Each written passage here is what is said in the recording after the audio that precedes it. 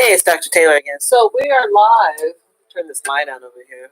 Oh, I don't know if that really helps us a lot or not, but I guess there's still some light. So we're live, and make sure you like, share, subscribe to my YouTube channel. I kind of did a quick video on previously cities reopening and the impact and the psyche of it all.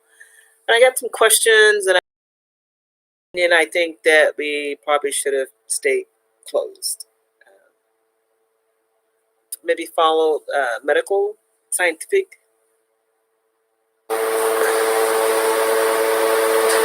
Maybe we should have followed medical and scientific advice as opposed to political decisions.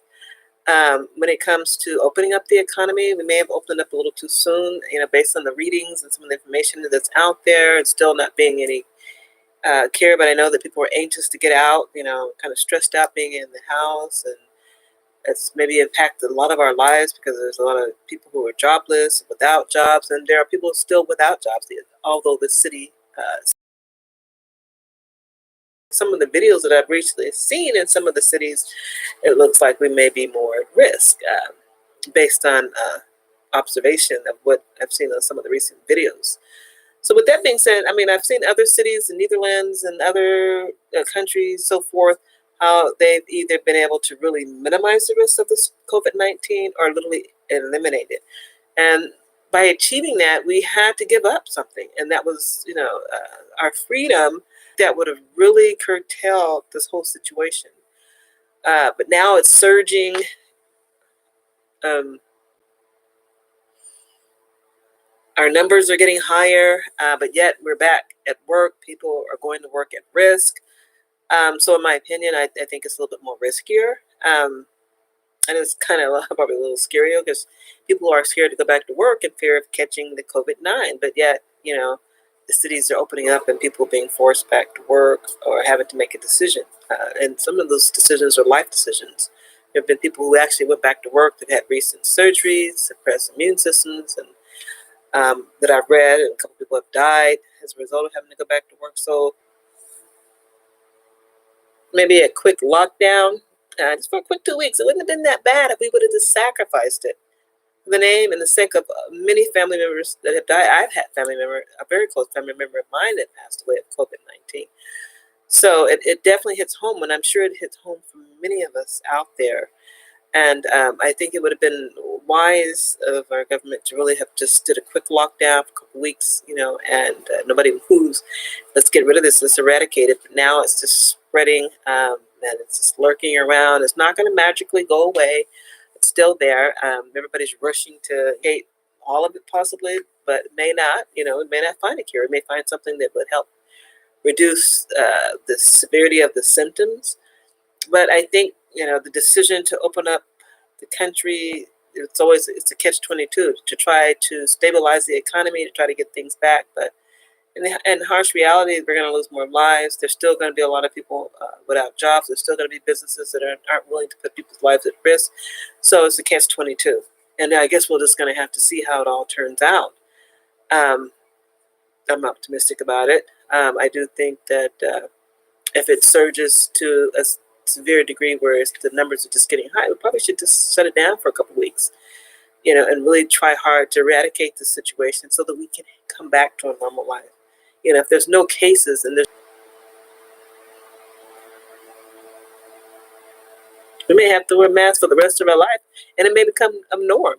It's a norm in China, it's a norm in Japan. They wear masks for various reasons, and I even had a friend of mine who even sleeps with one on at night. So, so it may just become a way of life if we don't have really good government get in there and make some quick, drastic changes that can really either eradicate the situation or get it totally under control, to where we're not losing a lot of lives, to where we're not feeling anxiety about going out and catching it, because it's the unknown. And I think the biggest fear factor is who to talk to, who to trust, so now you feel like you need to protect yourself. And then there's those who feel so liberated.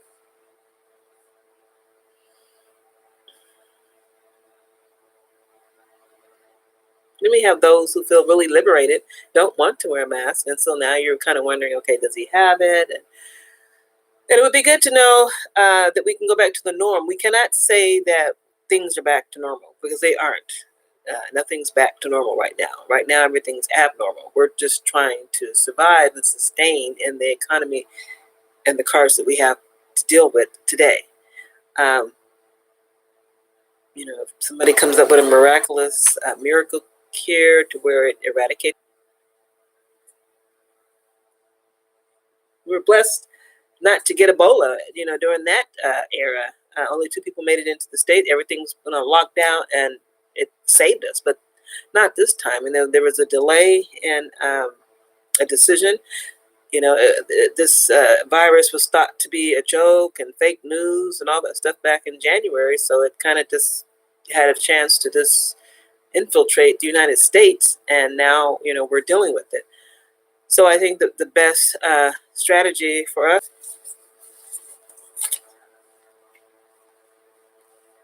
That's where we're at with that. So the other question was, do you feel people are more depressed being at home under the stay-at-home orders?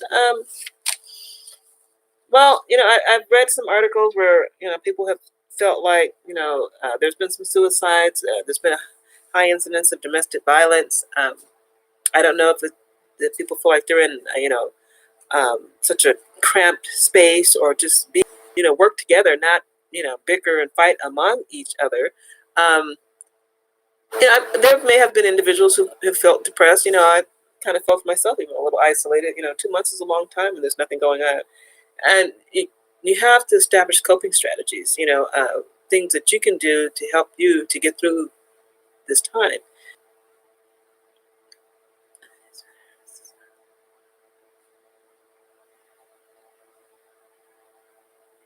I think we've gotten a little spoiled. I think it's a blessing that we have all that we do have, here in America. And then when it's taken away, we feel like, oh my God, we can't survive. But we got to think about others. There's people out there who have a lot far less than we do, and they have maintained the ability to survive. They have maintained the ability to have fun and stuff.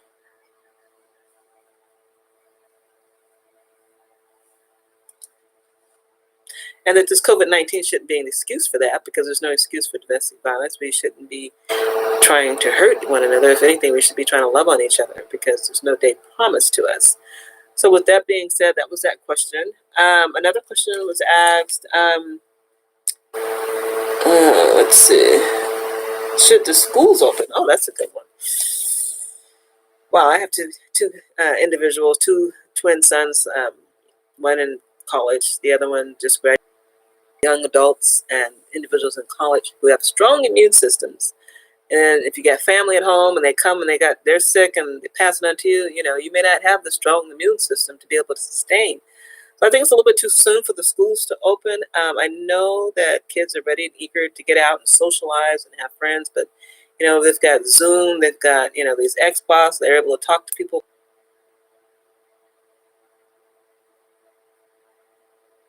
Till we get this COVID-19 under control. But I do think that as parents, children spend a lot of times on their phones. I think we should check in with them, make sure they're okay, they're doing fine. I check in with my son, he spends a lot of time in his room because of the COVID thing, and there's no school. I'm going to make sure that he's okay, he's not feeling depressed. There's a lot of help out there. There's suicide hotlines that you can call. You call 911 if you feel like your child is distressed. But most of all, you want to interact with that child.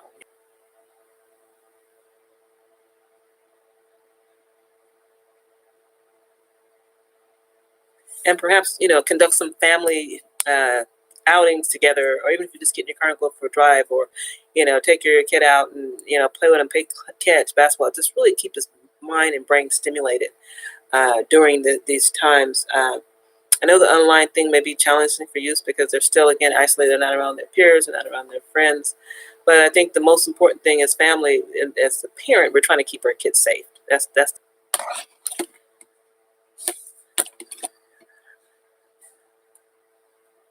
and then they'll bring it home, and then they'll get us sick, and so then the cycle starts again. So we're really hoping that we do or that the government comes up with or the pharmaceutical industries, companies, all the individuals that are working so diligently hard to come up with a cure or a vaccine that would work, informs decision that was best for your family. Perhaps if enough people get vaccinated, then maybe you don't need to be vaccinated. Maybe not everybody needs to be vaccinated, but we're hoping that in 2021 that we're able to see change and hopefully able. It's just another virus. We've managed to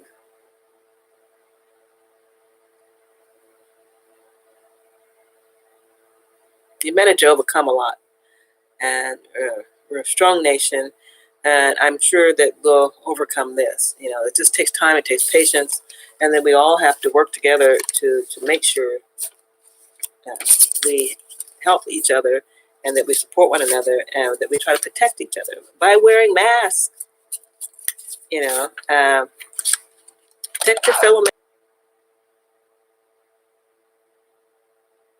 I know there's always been a social stigma associated with masks and thinking there's something wrong with you. But, you know, right now there is something wrong with us. We've got a disease out there that's really attacking our upper respiratory system. And I don't think it's whether, you know, we make it or not. Nobody really wants to go through that. So I think that, you know, we have to be mindful. And I know that we have leaders that are not. Just do the right thing, what you think is best for you and your family, and just try to protect others and those that are around you and be safe. Be sure to like and share this website. And until we talk again, it's Dr. Taylor signing out, and talk to you later.